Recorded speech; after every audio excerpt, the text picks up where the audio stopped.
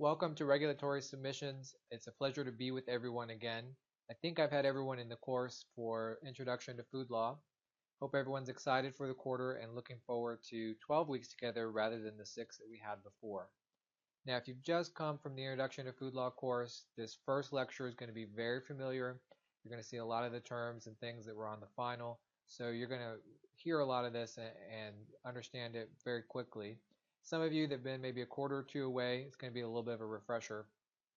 But I think it's important no matter where you are in your studies or in your facility and your job to always begin with definitions. That's something I emphasized in the Introduction to Food Law course. It's something I'm going to emphasize here is if we don't have that definition base, if we don't have the definitions that we're going to work around, we don't know who has jurisdiction, the FDA, FSIS, or really what we're working with.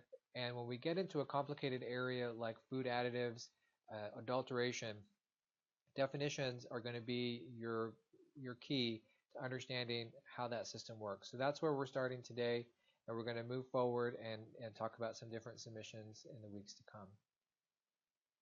So there's a few reasons why I start with definitions, and as I mentioned, it understands when the amendments apply, when the Food, Drug, and Cosmetic Act applies, NELA, DSHEA, all these different acts and amendments that we have, when those are going to apply, we're going to have to use this definitional area.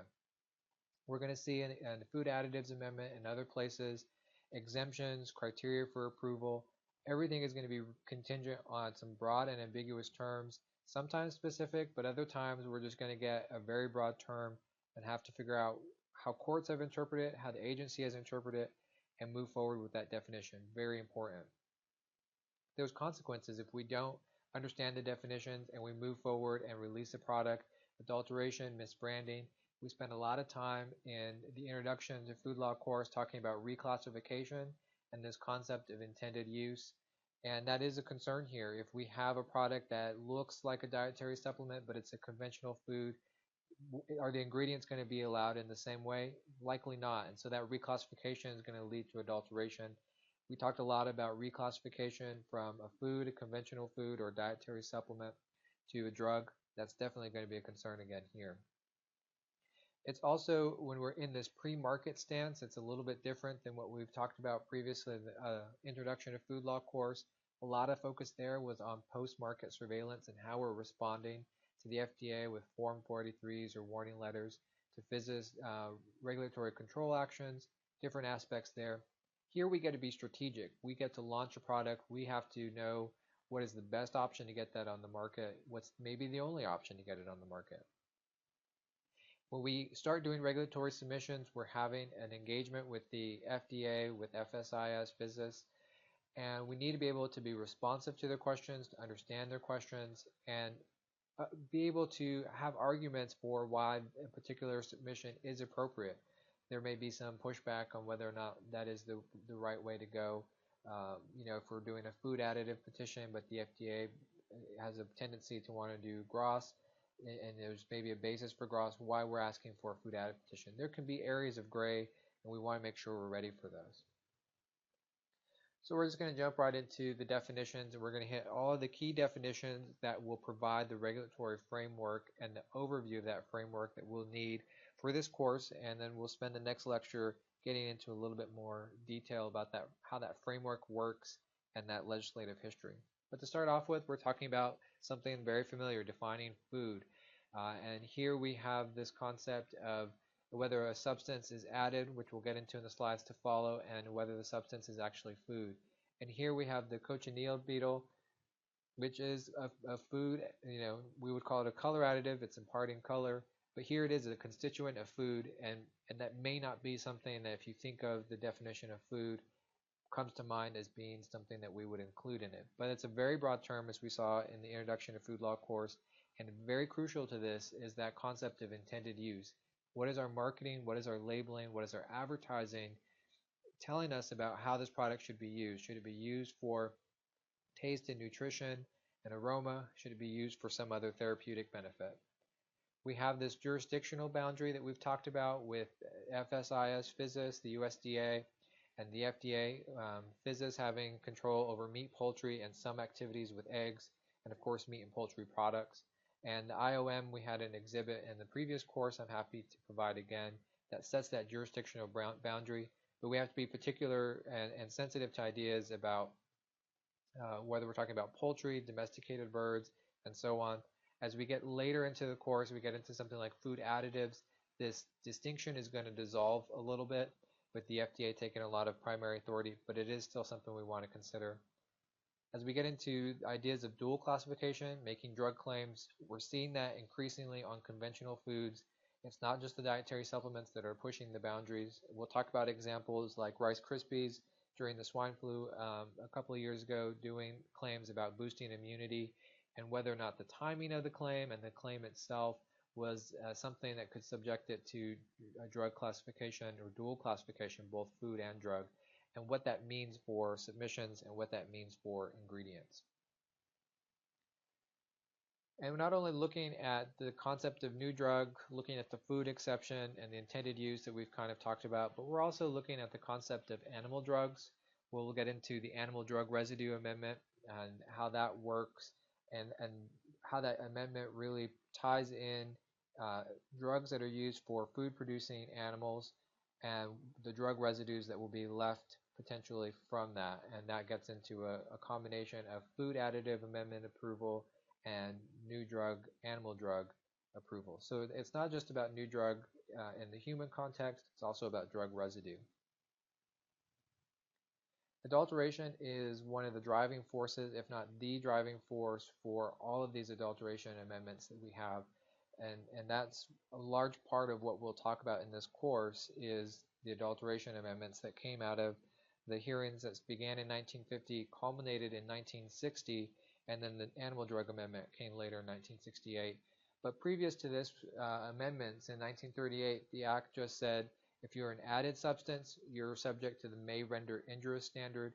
It was a high evidentiary burden both for the FDA to collect the evidence needed to go to court, and then also once it got to court with that evidence to prove that it met that standard. So a two-pronged evidentiary hurdle that it had, very difficult.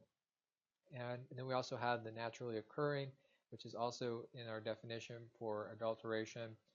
And what we see there is it's a lower standard, much more permissive. And if you recall from our discussions about this distinction between added substance and naturally occurring, anything that pushes a naturally occurring over that line into an added substance gets treated under the tougher standard. So we see a lot of FDA regulation about action levels, an informal enforcement discretion tool, tolerances that were part of the 1938 Act. So we have a very broad definition for adulteration. We didn't even talk about the general standard, about poisonous or deleterious substance. That's the umbrella term.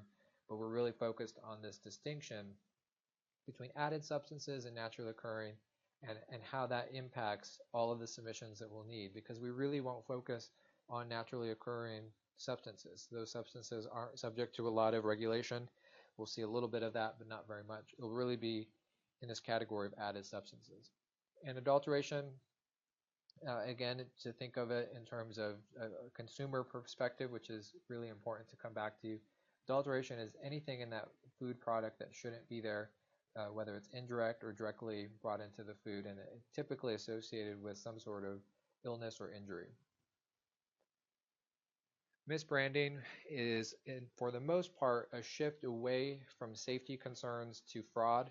There are instances where misbranding can lead to a harm of types. We see that with allergen labeling, and that's pretty unique in that aspect. But other ways that we can see food fraud occurring. But a lot of times we're just looking at, do we need notification for particular claims, or is our labeling pushing our product out of a classification that may require some additional submissions if we keep the labeling as is.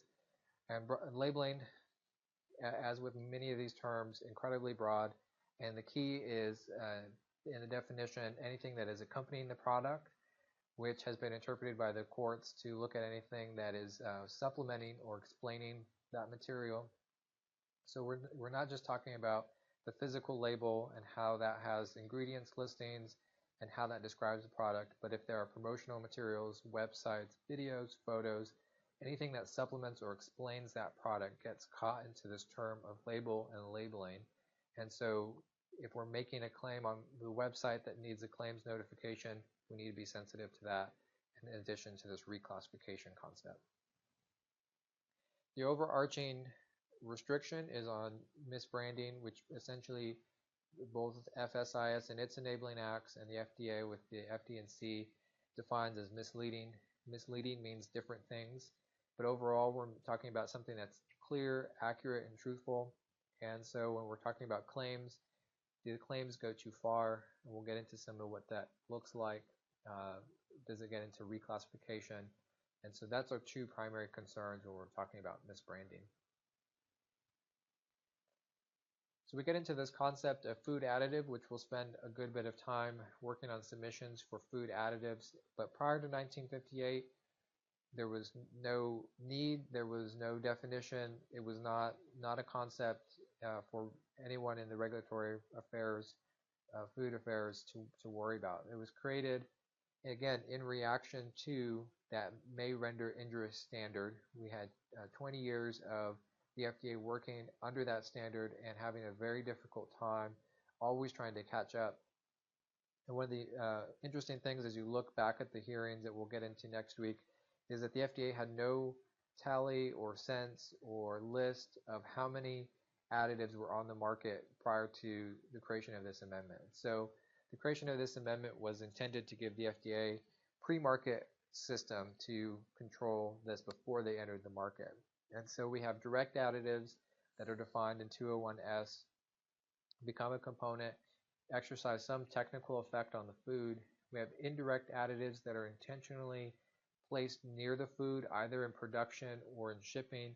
The most common example is food packaging, and the courts developed a test to say if there is something in that material that is next to or used with the food in production or somewhere else that migrates from that substance into the food, then we have it considered as a food additive.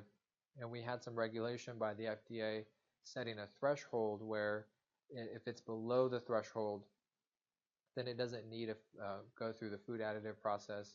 But if it's above it, and we'll get into that later in the course, then we do need the food additive petition. It's easy to conflate the concept of food additive and color additive. When you get to the petition process, they're nearly identical, but they are distinct. And it's really important to focus on intended use when you're looking at food additives, both for the petition process, for the exemptions, but also to make sure that your intended use is not something that's regulated by the color additive process. Color additives under that amendment are subject to much stricter control, don't have as many exemptions, and we'll talk about that in a moment. So if you get into an intended use that could arguably be under the color additives amendment, that's an issue. So we've got to be sensitive to this definition of food additive, sensitive to this concept of intended use.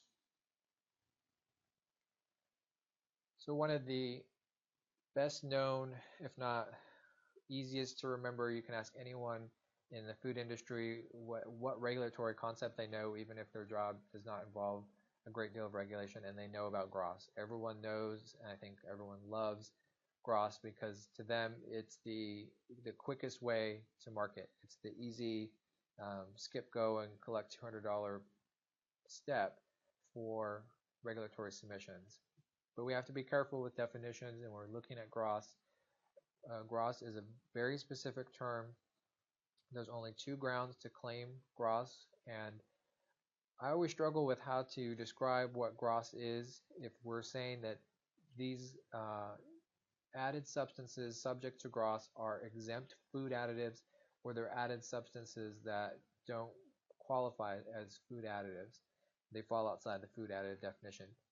In either case, you've got to be careful to the definitions because you either misinterpret the GROS grounds and you're not actually GROS and you haven't gone through the food additive petition process and so you're adulterated, or you have claimed GROS and you have a basis for it, but then your use or your marketing, your labeling starts to indicate a use or a level that's beyond your determination, and so you're either adulterated under the added standard, or you're adulterated because you haven't gone through the additive petition process. So very technical and not as easy as a lot of people uh, may think it could be. So basically the two grounds is if you were a food prior to the amendment or if there's general scientific agreement. Again, these are just quick definitions. We'll have 2 lectures dedicated to GRAS. Previously, you couldn't bring in any foreign use or foreign data. That's changed. And it's also, excuse me, really important to distinguish here the new dietary ingredient exemptions, which are very close to this criteria in DSHEA from what we're talking about in the Food Additives Amendment. And so it's really important to start with that definitional basis. Do we have a food? Do we have a dietary supplement? Do we have a food ingredient? Do we have a food additive? Or do we have a new dietary ingredient? And so we need to be very careful with definitions and make sure we're not claiming a gross determination using criteria that's applicable under DSHEA and getting those confused. It used to be that every gross determination had to go through a petition process. That's changed, and we'll talk about that. Now you can do self-affirming and a voluntary notification to the FDA.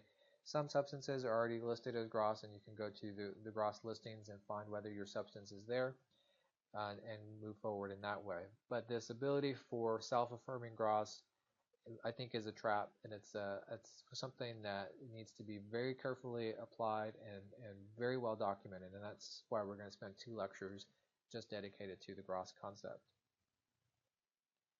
So we've talked a little bit about color additives and their similarities to food additives.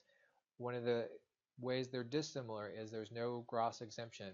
You're either everyone that uses colors has to be a listed color, and you're either a certified color or an exempt or non-certified color.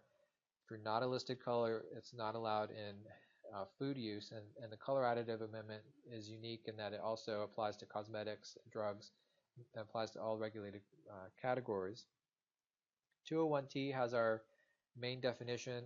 It boils down essentially to this concept of whether it's imparting color. And one of the submissions that we'll get into is when you have a certified color, how you go through that process of getting approval to use the color. Every batch has to be certified that it complies with the listing, and that includes submitting a sample. As I mentioned, the color additive petition, nearly identical to the food additive petition. You'll see the same concerns, you'll see the same evidence, and the same type of approval process to get a regulation, to get a new listing created.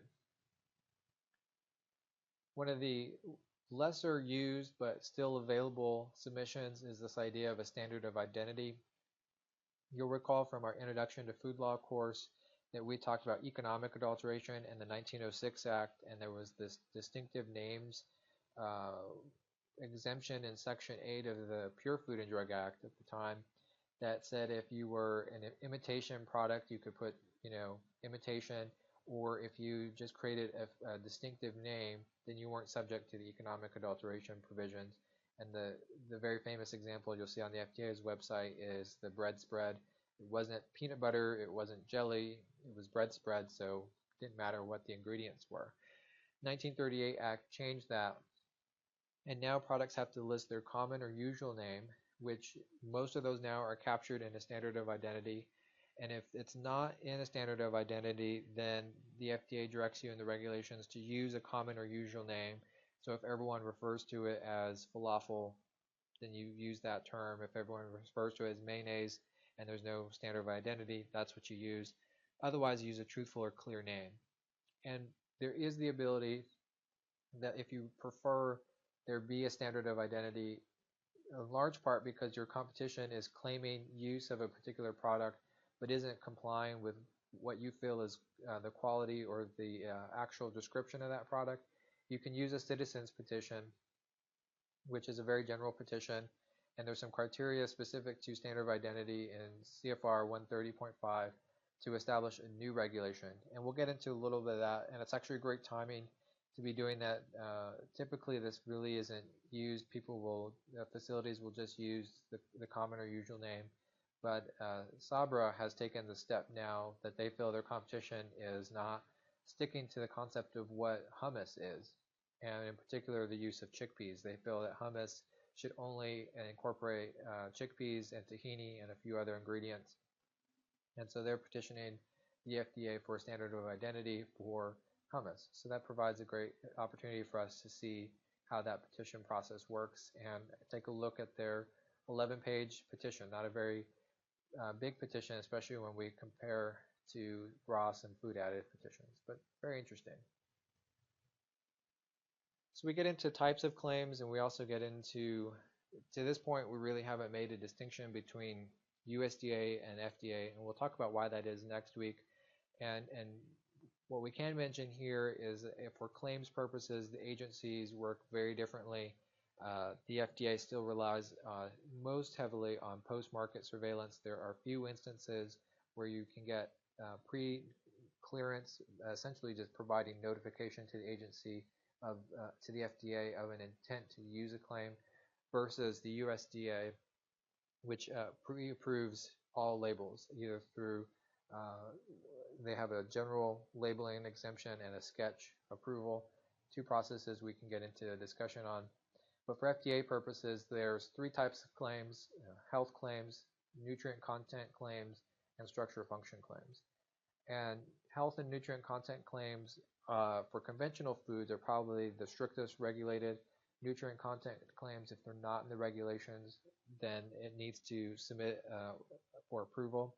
And these are the high and the low good source of type of claims. Health claims are subject to approval because they're stating based on some type of evidence that there's a relationship between the ingredient, say something like omega-3s or fatty acids, and some sort of health condition, maybe like heart disease or high blood pressure. And so you're making that link, and the FDA wants to assess the data that you're using to make that link and whether that's sufficient.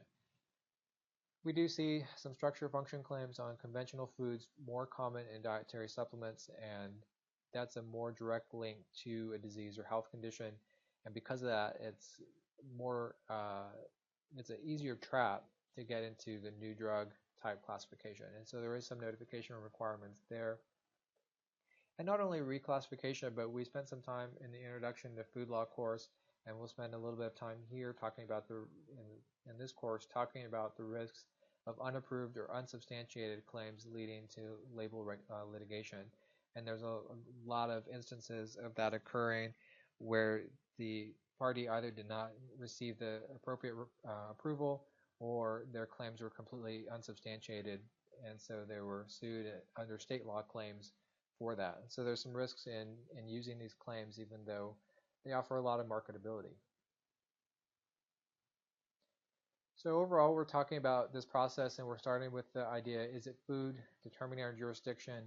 Is it added, determining whether or not we have some sort of submission requirement? We can look at whether or not it's a food additive to determine whether that amendment requires a submission. We may be under a color additive amendment.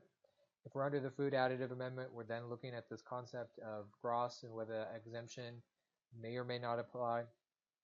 And then we're looking at how our labeling is not destroying all of the previous steps. We want to make sure that if we've gone through the process of making sure we're in compliance up to this point, our marketing team doesn't go in and ruin that. And then finally, we get into a few additional submissions that we may want, may not want. Facility registration is one that we have to have, but others like standards of identity may be voluntary and not needed, but it may be something that's desired before getting on the market. So this is a very high-level overview of what this process looks like. And at first blush, we can say, wow, this is a really complicated process. There's a lot of steps, there's a lot of definitions, and it feels like there's a lot of FDA oversight or FDA scrutiny being applied. But if we look at if we kind of think of FDA regulated products as a pyramid, we have cosmetics at the base with very little regulation, and above that we have food and dietary supplements and beverages. Above food we have medical device, and arguably medical device and drugs are on par, but I would say drugs are above medical device. And if we look at those examples of medical device and drugs, those cannot enter the market. They get to step two. Is it a medical device or is it a drug? Yes. And then you get to step two, and step two would say, is it pre? Do we have a pre-market approval from the FDA? And in medical device, we say, do we have a 510(k) or do we have a PMA approval from the FDA? Yes or no. And then in the case of drugs, we say, do we have an OTC monograph approval and compliance, or do we have a new drug application approved? And we can't get past step two into any additional regulatory questions without getting to that concept of, is it pre-approved? And so food is unique in that we can immediately enter the market for good or for bad, skipping along many of these questions on the screen now, or just lightly considering them. And in a lot of places, we can get up to step four and say, well, I have a gross product, and so I'm on the market with no real serious determination or evidence, and be on the market for some time before the FDA regulates. So even though it's a complicated system and it appears complicated, uh, food is lightly regulated. I would say moderate at the most. And when we compare that to food to drugs and medical devices, we see just how moderate that system is. So that's our basic overview for this week. It's a light week for us to get started and looking at. I want you guys to go ahead and spend some time looking at the discussion board, and in addition, getting caught up on your reading, and we'll jump into next week with a broader overview of the regulations, the amendments, and the motivation behind those amendments, which will really help us understand as we get into the specifics of each of those.